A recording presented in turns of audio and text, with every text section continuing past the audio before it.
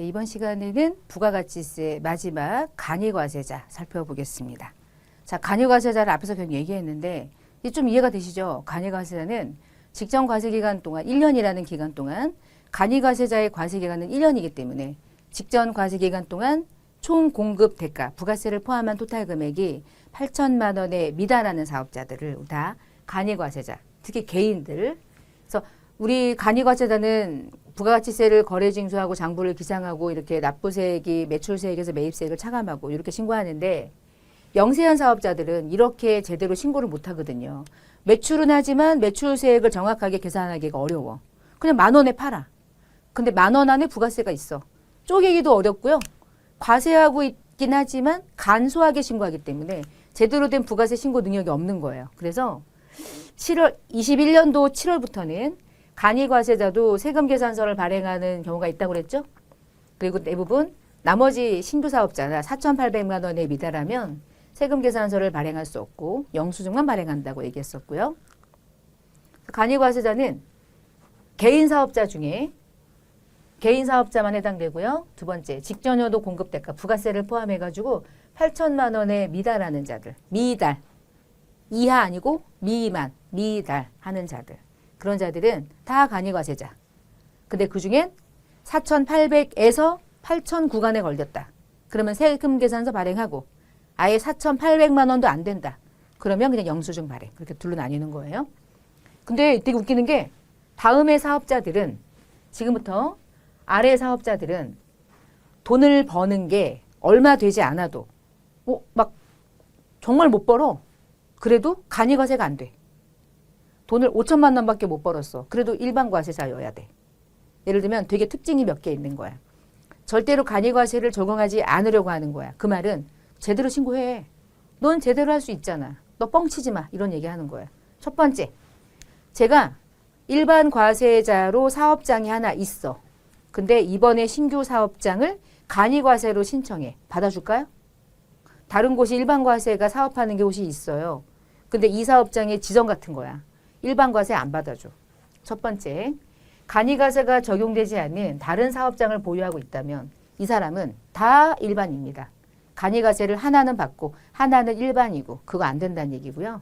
두 번째, 이 사업을 하면 무조건 일반이란 뜻이야. 첫 번째, 광업. 여러분, 광물을 채굴하는 일이야. 1년에 못 벌 수도 있어. 왜냐면 어느 연도에 500억을 버니까. 갑자기 벌어. 그러면 어느 연도에는 간이고 어떤 연도에는 일반이고 이런 거 없는 거야. 그냥 무조건 너는 평생 일반. 넌 벌면 엄청 벌잖아. 이번 연도만 못 벌었나 보지 뭐. 됐어. 너는 말하지 마. 넌 일반이야. 넌 됐어 일반이야. 이렇게 생각하는 거야. 광업. 그 다음에 제조업. 야, 공장이 있는데 무슨 간이야. 공장 있잖아. 돈 많이 버나 보지. 넌 일반 과세자 해. 다만 그 제조업이 최종 소비자하고만 거래가 되는 매우 협소한 제조업일 때. 그러면 예외사항은 있지만 기본적으로 제조업인 경우는 예외사항을 적용하지 않고는 일반입니다. 간이과세 안 돼요. X입니다. 이 얘기고요. 자, 도매업을 한대요. 도매업은요. 누구랑 거래해요? 소매업하고 거래해요. 소비자하고 거래 안 해요. 규모가 커요. 도매업인데 무슨 간이야. 너는 떼는 금액만 얼마 무시하잖아. 됐어. 말하지 마. 너는 일반이야. 말하지 마. 일반이야. 이렇게. 간이과세 싫어. 이렇게. 대신 소매업을 같이 해도 도소매, 도매하잖아. 당연히. 대신 이런 업종 있죠. 재생용 재료 또는 판매업 이런 경우에 약간 이제 협소한 사업이 있다면 그런 경우는 뭐 예외사항을 줄 수 있지만 이런 경우를 제외하고는 상품 중개를 하거나 일반적으로 도매업 같은 경우는 아주 예외사항을 제외하고는 다 간이과세를 배제합니다. 간이과세를 안 해줘. 그러면 소매업은 해주지. 소매업은 다 애기들하고 거래하니까. 문방구가 소매업이잖아요. 그 다음 부동산 임대는 모르겠는데 부동산 매매업인데 무슨 1년에 8천이 안 돼. 건물 하나, 집 한 채가 얼만데 건물 한 동이 얼만데 거짓말 치네. 너는 일반. 이번 연도에 못 벌었나 보지. 나머지 내년에 40억 벌 거잖아. 됐어. 일반. 부동산 매매업 일반. 야, 전기가스 증기수도 사업자 너네들도 일단 일반 과세자 적용. 간이과세자 배제할 거야. 간이과세를 적용하지 않게 할 거야. 이런 경우. 근데 23년도에 조금 개정된 부분이 있는데 교재안에 있으니까 그냥 일단 저는 교재안 중심대로 설명을 드리고 교재가 혹시 개정될 수 있어요, 중간에. 너무 개정사항이 많이 반영이 안 됐어. 그래서 만약에 개정사항이 반영되면 제가 다시 설명드리고, 일단 교재 중심으로 개정된 걸 다 반영하고 있으니까. 야, 전기가스 사업자들이 얼마나 많이 돈을 버니? 뭐 안 번다고 뻥치냐? 너네들 배제, 간이가세 배제. 다른 말로 말하면 너네들은 무조건 일반과세자라는 뜻이에요. 그다음에 건설업, 무조건 일반과세자. 대신 소비자하고만 거래하는 사업자들, 예를 들면 뭐 동네에 인테리어 같은 거 해주는 분들 있잖아. 그분들도 건설업으로 등록할 수 있거든. 건설하면서 인테리어 같이 하고 이렇게. 그런 분들은 약간 예외사항이 있을 수 있어. 근데 일반적으로 업종이 좀 크잖아요. 이런 애들은 간유가세 배제, 간유가세 안 해줌. 2천만 원 벌어도 무조건 일반과세자. 이거야. 내년에 많이 벌 거니까. 그 다음에 전문 서비스업, 전문 기술업, 그리고 술집 중에 기획재정부가 정하는 것. 그리고 부동산 임대업과 과세 유흥업은 기획재정부에서 정하는 것. 뒤에 나올 거고요. 자, 요거예요. 부동산 임대업이나 과세 유흥업 장소들은 해당 업주의 직전연도의 공급가액이 공급대가가 4,800만 원의 이상이면 우리가 간이과세자가 적용되는 기준금액이 8천에 미달하는 자인데 얘네들은 4,800만 원에 4,800 이상이면 5천이어도 간이과세 배제하겠다. 야, 너네들 술집이잖아. 임대업이잖아. 4,800 넘어가면 너네들은 8,900가 아니야. 너는 4,800이야. 4,800에 미달하면 간이고 4,800 넘어가면 배제. 너 배제다. 요 얘기하는 거고요. 그 다음에 아래쪽에 전문직 서비스, 변호사, 사무실, 변노님, 그 다음에 변리사, 뭐 법무사, 회계사, 세무사 등등등 여기 나와 있는 모든 전문 서비스 사업자들은 얼마를 벌든 무조건 간이과세 배제, 간이과세 못 받음. 너네들은 늘 일반과세자. 또 많이 벌 거야. 많이 벌잖아. 뻥치지 말고 일반과세자. 그 다음에 재화의 공급으로 보지 않는 사업의 양도 규정에 따라서 우리 사업의 포괄적인 양도 있었잖아요. 재화의 공급에서. 재화의 공급으로 보지 않는 것. 근데 일반 과세자로부터 양수했대. 그럼 일반 과세자로부터 사업을 양수하면 너는 무슨 사업자가 되는 거야, 자연스럽게.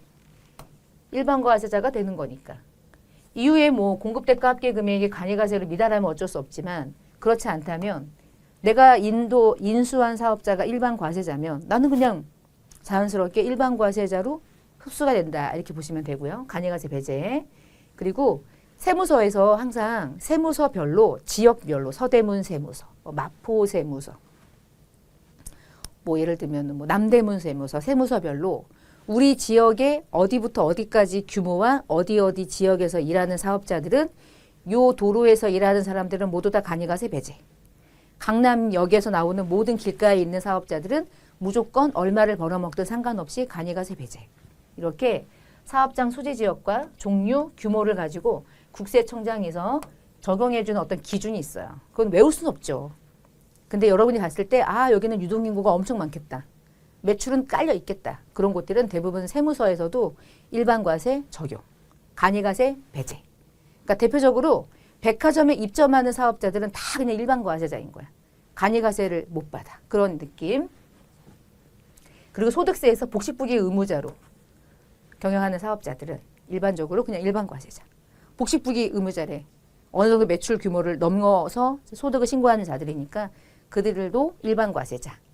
그리고 아래 보면 둘 이상의 사업장이 있는 사업자, 그 둘 이상의 사업장의 직전 연도 공급 대가 합계 금액이 8천 넘어가는 자. 아래는 그냥 한번 읽어보시고. 그러니까 4,800만 원을 기준으로 계산하는 사업자가 둘이 있네요. 부동산 임대업하고 술집 두 곳. 자, 세 번째. 신규 사업자는 간이과세를 적용한다. 우리가 신규로 사업을 하면 개인 사업자가 내가 얼마를 벌지 알 수 없잖아. 개인 사업자들은. 처음부터 8천을 넘길지 8천에 미달해서 몇 년간 살아갈지 알 수 없잖아요. 그러면 이번 경우는 개시일이 속하는 달에 연도의 공급단가의 합계 금액이 8천이 넘어가는데 술집하고 부동산은 4,800이 기준. 내에 미달할 것으로 예상이 되면 내가 저 간이과세 할래요 라고 신청하시면 처음에 스타트는 간이과세자. 단 내가 하려고 했는데 나 광업이야. 간이과세 돼요? X. 나 세무사 사무실하는 세무사야. 돼요? X. 그냥 안 되는 거야. 지금 얘기했던 간이가세 배제 업종을 제외한 나머지 모든 사업자들은 8천에 미달할 것 같은데 그러면 간이가세 선택. 넘어갈 것 같은데 처음부터 나 일반 할래? 그러면 일반 하는 거고 선택할 수 있어요. 자, 간이가세가 부가세를 신고할 때 계산하는 구조는 뭐냐면 매출세액이라는 게 없어요. 그러니까 간이가세자는 어떻게 신고하냐면 1년 동안 부가세를 포함한 공급 대가를 1년 동안의 모든 합계를 다 더해. 일단 얼마에 미달하겠어? 술집이랑 부동산 임대를 제외하고는 8천에 미달하겠죠. 그럼 예를 들어서 7,500이라고 해볼까? 1년 동안 받은 돈이 7,500이야. 부가세 포함입니다. 부가세 포함해서 1년 동안 벌은 돈. 그럼 거기다가 우리 회사에 업종의 부가율이 있어. 업종별 부가율이 있어. 기업마다 간이과세자가 이 업종이면 몇 퍼센트를 때리시오. 이 업종이면 몇 퍼센트를 때리시오. 그 업종별 부가율이 있거든요. 그 뒷장에 있는데 제가 먼저 보고 해볼게요. 만약에 제가 음식업을 해요. 간이과세인데 떡볶이 음식업을 해. 그러면 저의 음식업에 해당하는 업종별 부가율은 15%예요. 그러니까 15%라는 의미가 뭐냐면 업종별 부가율은 네가 이 업종이면 15% 정도를 남기나 보다. 마진율. 거기다가 마지막에 그냥 10%를 때려. 이게 음식업자가 1년 동안 7,500만 원 정도 벌어서 납부해야 할 세금인 거예요. 그러면 7,500에다가 15%를 때리고 그 금액에 10%를 때리면 얼마 나오냐면 112만 5천 원. 요걸 내면 돼. 이게 끝이야 원래는. 자, 납부세액은 이만큼을 내는데 혹시 네가 간이과세자 내가 세법에서 이런 거 하라고 했는데 혹시 했어? 그러면 이 금액 다 안 내고 또 공제해 줄게. 그래서 공제를 막 몇 개 해줘 이렇게. 공제를 해주면 나머지만 납부하는 거야. 자, 여기서 뭔가지? 이건 뒤에서 볼 거고요. 공제를 막 받아요. 공제를 막 받는데 얘가 공제를 받을 금액이 왜 이렇게 많아? 120이 나온 거야. 그럼 112만 5천 원 내야 되는데 120을 공제받는데 그럼 112만 5천 원에서 120만 원을 빼면 얼마입니까? 에이, 계산이 안 돼? 7만 5천 원이 마이너스니까 환급이잖아. 자, 근데 먼저 말씀드릴게. 간이과세자는 공제는 납부세액을 한도로 공제해줘. 그러니까 환급은 없어. 너 공제세액이 왜 이렇게 많아? 뭔 소리야? 빵. 환급은 안 해줄 거야. 네가 공제받을 수 있는 최대 금액은 네가 납부하는 세액이야. 이 금액까지는 어떻게 공제해 주는데 이 금액을 초과해서 무슨 환급이야? 넌 매출세액을 제대로 내는 게 아니잖아. 이렇게 내는 거잖아. 7,500을 부가세까지 포함해서 받은 거를 15%에 해당하는 금액 중에 10%만 세금으로 내는 주제. 우리끼리 그런 주제. 무슨 공제받을 금액이 많다고 다 돌려받고 환급까지 받아. 간이과세자는 환급은 없어요. 세금은 내더라도 환급은 없는 거야. 빵이야, 빵. 빵이면 빵. 환급은 없음. 아니면 내거나. 둘 중에 하나. 뭐가 환급되는지 이제 공제가 되는 건 뭔지 볼게요. 납부세액이 있어야 공제라는 게 되기는 하는데 자, 납부세 일단 요거는 업종별 부가율. 업종마다 부가율이 다 달라. 외우는 건 절대 아니고 이런 게 있구나. 음식업은 한 15% 정도 남긴다고 보는구나. 숙박업은 한 20% 5% 정도 남긴다고 보는구나. 빵집, 조그만 빵집, 제조업으로 가요. 20% 정도 남긴다고 보는구나. 간이과세자는 부가세를 포함한 공급대가에다가 업종별 부가율을 곱한 다음 10%를 때리는데 만약에 수출했다면 영세율을 때릴 수 있어. 수출해도 돼요. 영세율을 때릴 일이 많이 없어서 그렇지. 영세율도 가능하다. 그리고 부가율이 있다. 다양한 부가율은 업종마다 다르다는 거. 그럼 공제를 왜 주냐? 간이과세자가 누군가로부터 물건을 사올 때 매입할 때 세금 계산서를 아예 안 받아버리면 상대방이 세금 계산서를 처음부터 발행하지 않아서 문제가 되겠죠. 그래서 간이과세자도 매입할 때 세금 계산서를 받아서 제출하면 혜택을 받아요. 어떻게 혜택 보냐면 부가세까지 포함한 전체 금액, 예를 들어 세금 계산서가 100만 원이고 10만 원짜리가 있었는데 그걸 찢어버리지 않고 매입과 관련된 세금 계산 삽기표로 제출했대. 그러면 공급 대가는 부가세를 포함해서 110이죠. 그 110만 원에 0.5% 정도를 납부와 세액 있었죠? 거기서 공제해 주는 거야. 0.5% 정도를 토탈 금액에다가. 토탈 금액의 0.5%. 요 정도 하나 공제해 주고요. 그 다음에 간이과세는 의제매입세 공제 안 해주는 걸로 적용됐죠? 안 해줍니다. 의제매입세 못 받고요. 그 다음에 매입세금 계산서는 이렇게 공제를 받고요. 그 다음 간이과세자가 매출이 일어날 때 세금 계산서는 48에서 8천 사이는 발행해도 48에 미달하는 자들은 세금 계산서 발행하지 않으니까 영수증을 발행하거나 아니면 매출을 누락해. 매출을 누락하는 게 아주 그냥 몸에 뱄어. 그러니까 매출 파악이 안 되죠. 그러니까 계속 4,800 미달인 거야. 그래서 세무서에서 어떤 조건을 내주냐면 야 신용카드로 좀 발행해서 매출 좀 일으켜. 간이과세자 신용카드나 직불카드나 현금 영수증 좀 발행해서 매출 좀 잡아.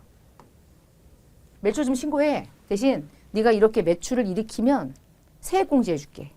공제해 줄게 세액으로. 그래서 한도를 뭐 한 500만 원 정도를 가지고 어떻게 공제해 주냐면 내가 신용카드로 발행한 부가세를 포함한 토탈 금액이 예를 들어 공급가액이 2천이고 부가세가 200만 원짜리 신용카드가 발행됐거나 현금 영수증 발행한 게 있다. 그러면 발행한 토탈 금액이 2,200이죠? 아, 왜 간이과세자는 자꾸 공급가액이랑 부가세를 더하냐 물어보잖아? 왜 더할까? 간이과세자는 공급가액과 부가세를 몰라요. 그냥 합계밖에 몰라. 그러니까 항상 간이과세자를 얘기할 땐 공급대가만 논하는 거야. 공급가액이라는 말은 못 알아들어. 간이과세는. 그래서 항상 공급대가. 이 발행한 전체 금액에다가 현재 지금 뭐 내년에 바뀐다고 하는데 현재는 1.3이에요. 1.3%를 곱한 금액을 세액으로 공제해줘. 이것도. 신용카드 발행세액 공제로. 그러니까 신용카드를 많이 발행하면 세액 공제해 줄 테니까 제발 좀 매출 일어날 때 카드 좀 결제해. 카드 결제 좀 받아. 그러면 이렇게 유도하게 되면 뭐가 파악되겠어요? 간이과세자의 매출이 파악되겠지. 신용카드로 거래가 일어나면. 상대방은 신용카드 연말정산 소득공제도 받을 수 있고. 그렇죠? 그렇게 유도하려고 만든 제도예요. 1.3% 정도를 세액으로 공제해 주고요. 그 다음 아래쪽에 전자세금 계산서를 발행하면 현재 얼마 안 됐어요. 세액으로 공제해줘요. 한 건당 200원씩 곱해가지고. 그래서 지금 현재 우리 개인 사업자도 전자 발행하듯이 우리 간이과세자도 전자세금 계산서를 발행하면 혜택을 줄 테니까 발행해. 야 간이과세자도 세금 계산서 발행할 수 있잖아. 그래서 일반 과세자처럼 전자세금 계산서를 발행하면 발행하는 금액의 일정 금액을 세액으로 공제해 줄게. 반드시 전송까지 해야 돼. 한 건당 전자세금 계산서 한 번 전송하면 한 건으로 보고 200원씩. 연간 한도는 해봤자 100만 원이긴 하지만 그래도 여러분 100만 원을 돌려받는 제도면 전자세금 계산서 전송까지 하는 것도 뭐 큰일은 아니니까. 대신 매출이 파악되니까 이것도 참 좋겠죠? 이 전자세금 계산서를 발행했을 때 간이과세자가 언제부터 얘를 적용받을 수 있냐? 23년도 1월부터는 아니고 7월부터. 적용 사례는 언젠가나 간이과세는 적용 사례를 이제 6개월 지나고 나서 적용 대상이 되는지를 보고 뭐 7월부터 이렇게 하다 보니까 그리고 적용 사례가 좀 늦어졌고요. 7월 1일부터 간이과세도 전자세금 계산서를 발행하면 세액 공제를 받을 수 있다. 정도 이해하시면 좋고요. 가산세 있는데 한번 읽어보세요. 간이과세자도 세금 계산서를 발행하는 자들이 있다 보니까 가산세가 아주 다채로워진 것뿐이에요. 그냥 보시고요. 자, 넘어가서 신고납부. 간이과세는 1년을 1기로 신고하니까 간이과세의 예정신고기간은 1기가 1년이기 때문에 간이과세의 예정은 1월부터 6월인 거야. 그치? 그래서 위에 보시면 우리 예정신고 때 아까 우리 신고납부와 관련된 환급 공부할 때요. 예정 신고를 하지 않고 예정 고지서가 날라오면 납부하는 자들이 개인사업자였죠. 간이는 애초부터 개인이죠.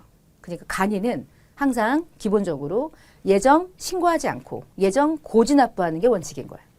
50만 원 미만이면 징수 안 되는 거 똑같아요. 단 이 간이 과세자의 예정은 1월부터 6월이라는 거. 그것만 차이고요. 나머지 50만 원 미만까지는 소액 부징수니까 징수하지 않고 가만히 있으면 고지납부한다. 단 내가 신고하는 게 나에게 유리하면 신고할 수 있다. 똑같습니다. 똑같아요. 이거는 간이과세자 예정 신고 납부하는 것과 예정 고지 납부하는 제도는 동일해요. 그 다음에 간이과세자는 1년에 1기야. 1월부터 12월까지를 나의 한 번의 과세기간으로 정하고 있어. 그래서 과세기간이 끝나면 25일이니까 1월 25일까지 확정신고 납부하되 예정신고 때 혹시 고지 납부해서 미리 납부한 거 있으면 그거 빼고 나머지만 확정신고 때 미리 낸 거 빼고 나머지만 추가로 납부하거나 하면 되겠죠? 하시면 되고요. 자, 그 다음에 간이과세 중에 이런 제도가 있어. 나는 간이과세로 사는 게 싫어. 우리 지난번에 영세율 면세 공부할 때 수출을 많이 하는 면세 사업자가 면세 포기할 수 있었죠. 몇 년간 면세 사업자로 유지해야 되죠? 3년간. 간이과세도 똑같아요. 간이과세도 간이과세를 포기하고 일반과세자가 되고 싶어. 난 제대로 인정받으면서 부가세 신고할래. 가능해. 간이과세를 포기할 수 있어. 면세 포기 가능하듯이 간이과세도 포기할 수 있어요. 단 3년간 유지한다. 간이과세를 포기하면 간이과세로 다시 돌아오면 3년 이후에 가능하다는 거. 그 다음에 납부 의무 면제가 되게 특이한 게 요 간이과세자 중에 4,800에서 8,000 사이의 자들은 내가 만약에 납부세액이 100만 원인데 예를 들어서 뭐 한 공제받는 세액이 만약에 80이야. 20만 원이 나오잖아? 그럼 20만 원 내면 되지 뭐. 이렇게 내면 돼요. 근데요. 4,800만 원에 미달하는 자들 있죠. 간이과세자 중에 정말 영세한 자들. 그 영세한 자들이 부가세를 신고하려고 보니까 똑같아. 20만 원을 납부세액으로 나온 거야. 근데 주의사항은 요 구간에 걸리는 사람들은 20만 원 내야 되는 거면 내야 돼. 납부하는 거야. 근데 과세기간 동안에 이번 연도 과세기간 동안에 공급대가 금액이 4,800만 원에 미달한 거야. 이번 연도에도. 근데 4,800만 원에 미달하는데 내가 납부세액이랑 공제세액을 다 뺐는데도 20만 원의 납부세액이 나왔네. 그러면 이 납부세액은 납부를 면제받아요. 납부 면제. 만약에 제가 잘못해가지고 납부하면 다시 환급 들어와. 그래서 누가 아예 세금도 안 내냐? 4,800만 원에 미달하는 간이과세자는 세금도 안 내요. 그냥 빵이야. 신고는 해야지. 4,800에 미달한다고 신고서는 그대로 내. 그리고 20만 원의 세금이 나온 것도 보여줘. 그리고 안 내. 그럼 되는 거야. 대신 재고납부세액이라고 그래서 얘는 사업자가 전환돼가지고 납부하는 게 있거든요. 그건 내야 돼. 재고납부세액은 재고로 납부했던 세금은 내야 되는데 옛날에 환급받았던 걸 토해내야 되기 때문에 근데 그거 빼고는 일반적인 간이과세자가 신고하면서 50원이라도 낼 게 나왔다. 안 낸다. 20만 원 나왔다. 안 낸다. 근데 4,800과 8,000 사이는 내야 한다. 우리 지금 4,800만 원에 미달하는 제일 영세한 사업자를 얘기한 거고요. 얼마가 나오든 세금을 안 내요. 완벽하게 면제됩니다. 그들을 납세 의무 면제, 납부 의무 면제라고 불러요. 신고는 해요. 납부만 안 하는 거예요. 자, 우리 일반하고 간이하고 좀 비교해 보면 간이과세는 전년도 1년 동안 공급대가가 8천만 원에 미달하는데 술집하고 부동산 임대업은 4,800이고요. 개인 사업자들이 다 간이다. 그럼 일반은 얘 아닌 나머지 모두. 근데 법인은 무조건. 개인 중에 너 아니면 다 일반. 배제업종은 일반 과세는 배제 이런 거 없죠. 근데 간이과세는 배제업종이 있었죠. 일반 과세를 스스로 포기할 수 있어? 없어. 일반 과세는 그냥 일반이야. 근데 간이과세는 포기하고 일반이 될 수 있죠. 그 다음 일반 과세자는 과세 표준인 공급가액을 구하는 게 중요하고 거기다가 세율을 때린 게 매출세액이잖아요. 근데 간이과세는 매출세액이라는 게 없어 사실. 그냥 부가세를 포함한 공급대가에다가 업종별 부가율에다가 10% 또는 영세율을 때리면 그만이지. 없으면 없고 있으면 내고. 그러니까 대손세액도 일반 과세자는 공제를 받는데 얘는 대손세액이라는 게 없어요. 매출세액을 낸 적이 없는데.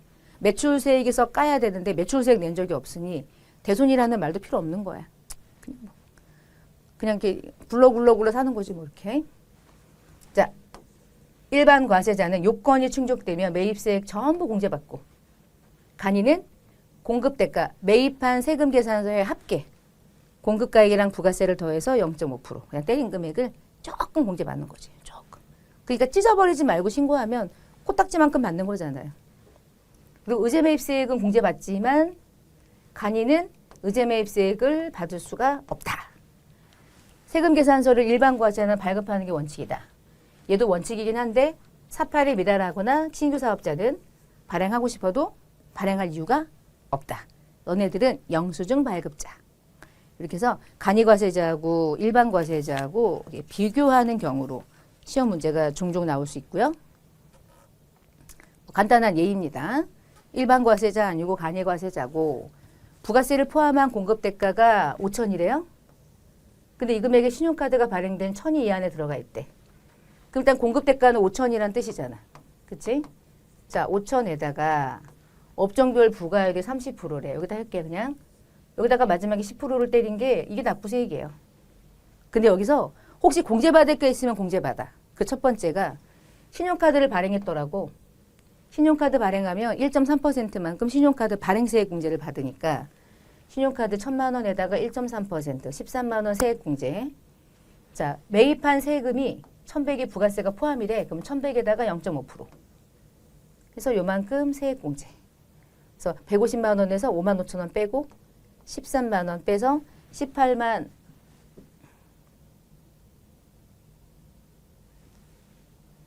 이 뭐야? 5만 5천 원.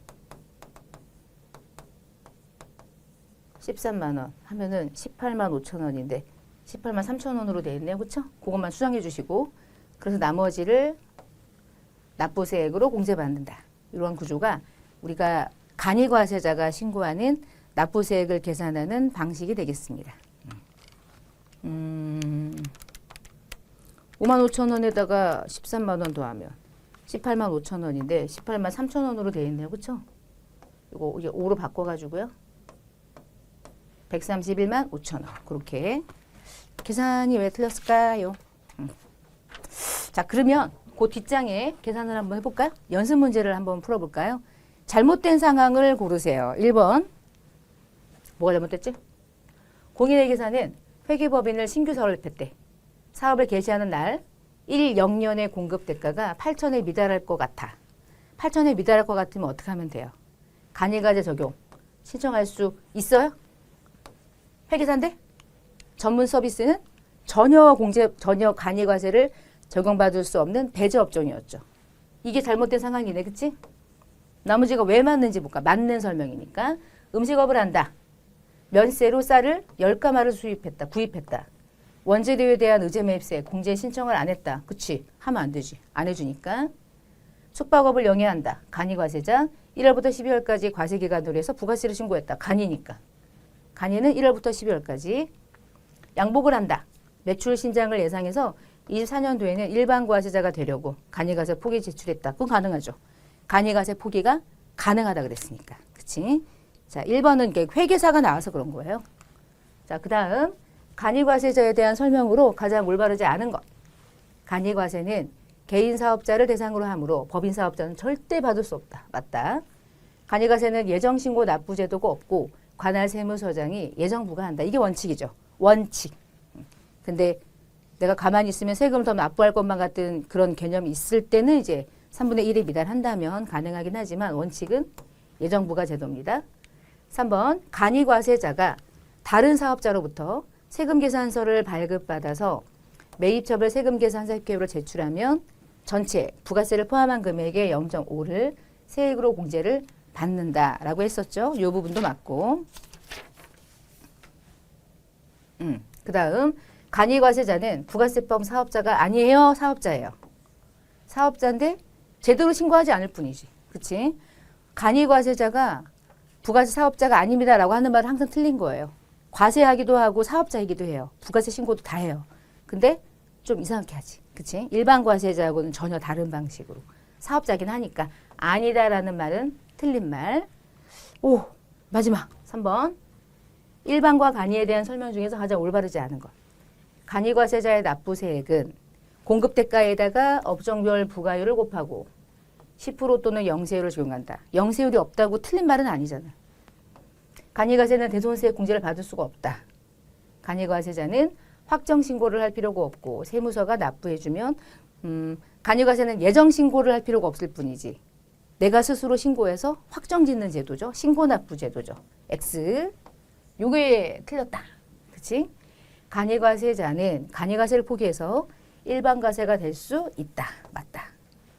이 중에 틀린 설명은 3번이 되겠네요. 자, 여기까지 해서 간이과세와 관련된 부분까지 살펴보니까 부가세가 끝났네요. 오, 부가세가 또 양이 은근히 생각보다 많은데 교재 안에 있는 모든 문제를 좀 풀어봤고 가산세 부분만 조금 시간을 많이 나중에 할애하셔가지고 조금 그냥 훑어보는 정도지 막 깊이 있게 공부할 정도의 수준은 아니니까 그렇게 쉽게 가볍게 학습하시면 될 것 같아요.